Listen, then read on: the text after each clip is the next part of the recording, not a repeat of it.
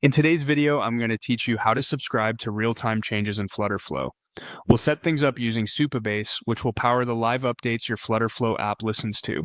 Start by heading to the Supabase dashboard and opening the projects area. This view shows every project you can work with. If you already have a project ready for your app, great, keep it handy. If not, create a new one with the New Project button. Configure it the way you normally would for your environment, then continue. Open the project you want to use. On the left sidebar, find the real-time section. This is where Supabase manages live features such as database change streams and broadcast channels. Go into real-time, then use the Setup Real-Time for Me option.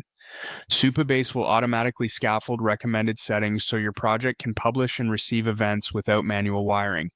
It's a good way to ensure the foundational pieces are in place before you hook everything up in Flutterflow.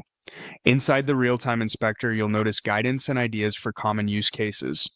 These examples are there to help you think about what you want to subscribe to, like changes in a specific table, presence updates for online users, or lightweight broadcasts for UI signals.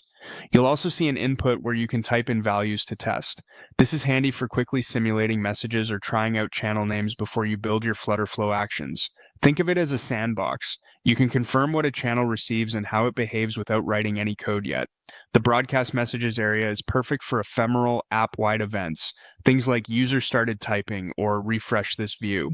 These messages aren't tied to a database table. They're just fast signals your app can subscribe to and react to.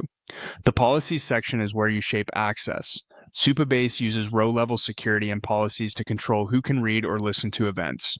Make sure your rules allow the exact event types and tables your app needs while keeping private data protected. Good policies mean clients only receive what they're authorized to see. Finally, subscribe to a channel in the inspector. Pick a channel name that you'll also use in Flutterflow, such as a room identifier or a logical topic. When you wire this into your Flutterflow actions and listeners, use the same channel name so your app begins receiving the real-time updates you just tested. That's it. You've enabled real-time in Supabase, explored the inspector, and prepared the exact channels and patterns your Flutterflow app will subscribe to for live changes.